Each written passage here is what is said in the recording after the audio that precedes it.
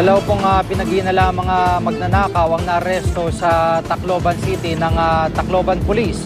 Nahuli po sila matapos pong umakyat sa pader ng isang hotel doon at dala-dala nga po nila ang iba't ibang klaseng mga tools na ayon po sa mga otoridad ay maaari pong gamitin para makapasok dito sa mga kwarto. Karamihan po sa mga kwarto ng nabanggit na hotel na iyon ay nasira nga po yung mga pinto dahil na rin sa malakas ng bagyong Yolanda.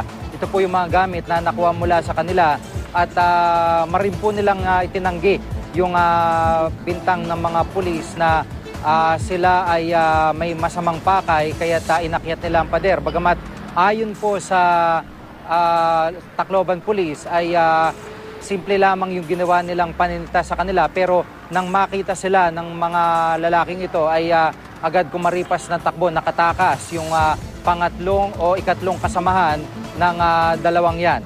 Narito po ang kanilang payag, pati na po may nangangalakal din dun sa loob. Sa kanila. Pumasok din kami. Yung kinukuha namin, yung mga pera-peraso, bakit naman yung malalaking kinukuha, yung mga higaan, nandun pa nga sa gilid ng dagat, itinutupi pa nila, pinapalo. Bakit hindi hinuli? Kami yung hinuli, yung kararating pa lang. Marami kami nandun kasi kami nang nahuling dalawa.